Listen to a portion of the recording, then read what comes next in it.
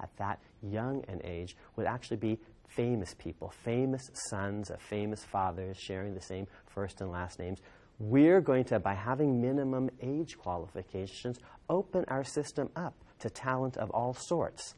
So that as a practical matter, if you're famous, maybe, and your father is some famous politician, go into your state legislature first and prove your track record, and then only after you're 25 years old and you have some record of your own will you be eligible for the House of Representatives. And only after you're 30 will you be eligible for the Senate. And if we don't have that, here's what will happen.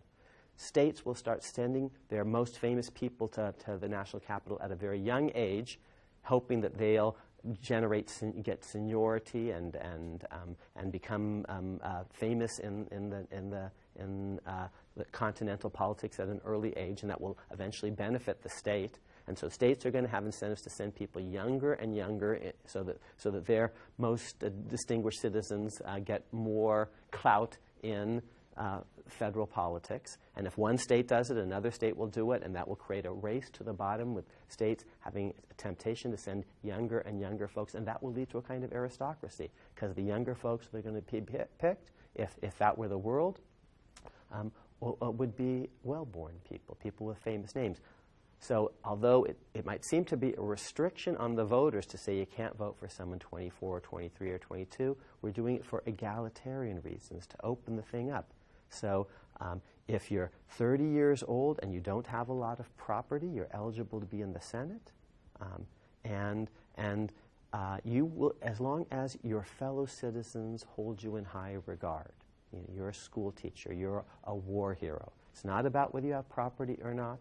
It's about whether you have virtue, and we're going to trust ordinary voters to pick the people that they think are best, and we're going to pay those people, even if they don't have independent wealth, in order to do the public's business in Washington, in the national capital, which will soon become Washington, D.C., of course.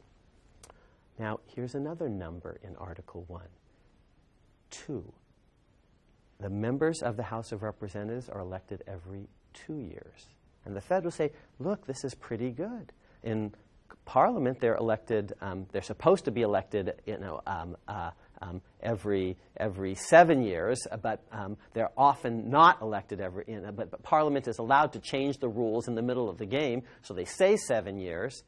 But here, for the House of Commons, here our House of Commons, our House of Representatives, is going to be elected every 2 years. And it will be fixed. It can't be manipulated by the incumbent legislators the way it can in Parliament. Parliament has the flexibility to move elections up or to move them back, but it's going to be every 2 years, fixed, come hell or high water, and that's a deep democratic idea.